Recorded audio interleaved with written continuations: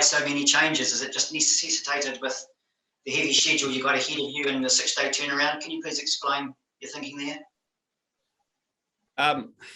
Basically, with the 6-day turnaround and with 5 tests in a row, it's we believe it's really important that we use the energy of the group. We've had a group that's been training hard last week and this week to play the same opposition. So everyone's been preparing at the same time.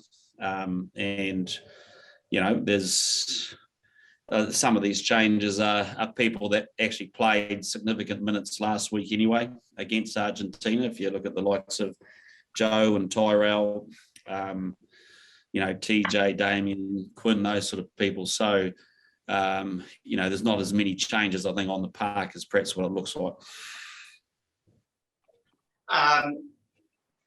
Just the one specialist lock on the bench. Are you going to have Luke Jacobson? Is he going to cover that part of the engine room? Beg your pardon? One specialist lock on the bench? Scott Barrett? Yeah. Well, that's kind of what we have. Yeah. Yeah. Okay, so it's going to be covering the engine room. It'll be Luke. Would that be right? No, well, Scott Barrett will cover lock, and Luke will cover Lucy. So yeah, which is the same as what we'd normally do, Richard. Unless I'm not getting your question, we normally have a lock and a Lucy on the bench. No, that's right. Sure, thanks, Joe. And what gives you confidence that to throw Damian in at 10? He hasn't had a lot of experience there from a test rugby perspective. No, he hasn't, but he's trained a lot there. He has filled in at times. He's clearly started there before, in a pretty big test match and did that well. He played 35 minutes last week against Argentina and he's got a clear understanding of his role, in the rugby championship. We've clearly only got two guys who play 10 in terms of a specialist type area, with Richie not here, and I actually think it's a common sense selection in terms of managing Bodie for the next couple of weeks, but also it's a vote of confidence that we think he's really progressing in that position. He's a guy that's obviously played fullback and first five. Do you think that's something he'll do for his whole career, or do you think he'll ever sort of specialise in one role? Well, I think he has been specialising as a 15, so I don't think it's him not specialising in a position, but circumstances have demanded that we give him a run at 10. And look, he's played a number of Super Rugby games there. He's trained a lot for us. He's filled in with us, and he's started with us. So, I don't think it's that big a deal, really. Thanks, Joe. G'day, Ian. Hey, just a question on Hoskins. He obviously hasn't featured since those Fiji tests. What kind of stuff have you asked him to work on during that period?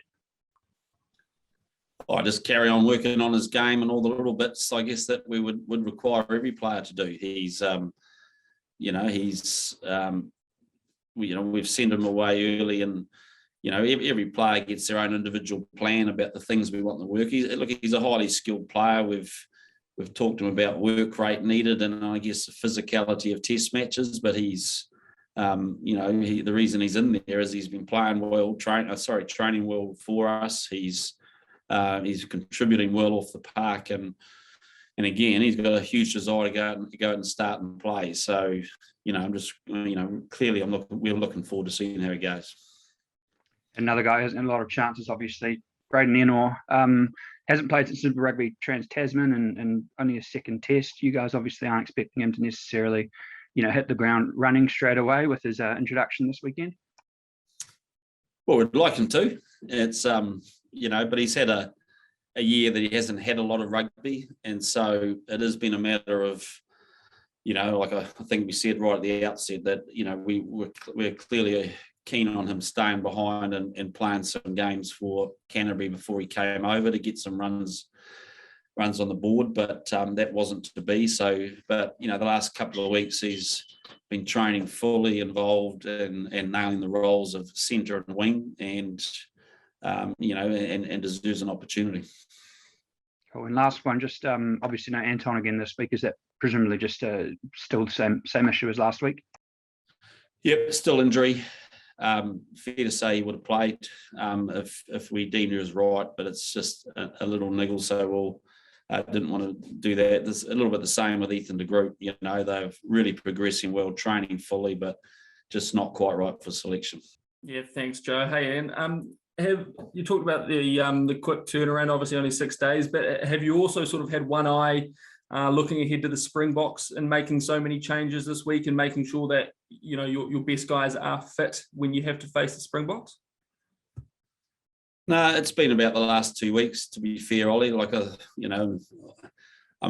really don't think it's a surprise, is it? I think we've flagged that 5 tests in a row is a big ask on all the teams, and I'm pretty sure you'll see each team, just making changes here and there, and we're trying to make sure that we keep manage the changes, so that maybe some guys that played off the bench last week and have learned a bit about them can then come in and take a starting role in this week. So there's been a plan around getting through these first 3 tests, and then we'll deal with the next couple as they come along.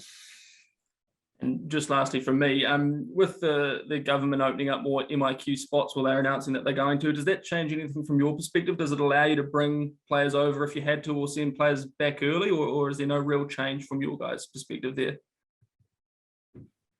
Well, I don't know exactly what the details of that are, but there's nothing real change here. We certainly can't bring any players over for the Rugby Championship because we've got our own 2-week quarantining into Queensland, so that hasn't changed for us. The ability maybe to send a couple of players home after this particular leg could be available for us, but nothing's certain for us in that space. So we're just planning status quo. Yeah, thanks, Joe. Hi, Ian. Rieko Ioane gets another start this week. I think he's been involved in every single test so far this year. Is he needing of a break, or do you just want to keep a player that's in form out on the park? I probably would have preferred to give him a bit of a break, but with Anton's niggle going on another week, we just felt that he's on top of his game. We've been able to, he's fit and keen, and so it's a little bit of a workload for him. But again, he really is on top of his game at the moment and thriving on wing or centre. But really impressed with him coming in last week late for Anton, and so that was a change in our plan. But some things we can't avoid. And Offer back this week off the bench. How good has it been to get Joe back last week, Offer back this week, and blood them with some big tests to come? Yeah, no, it's great. And it's we were a little bit hesitant. Well, we were very hesitant to put both of them in the 23 at the same time after significant injuries. So it was good to bring Joe back last week, and he enjoyed the run around, and he's really keen to get into that number 1 jersey and have a good crack. And now it's a great chance to reintroduce Offer. And again, he's trained well, chance to use him off the bench, and then we'll evaluate his form after that.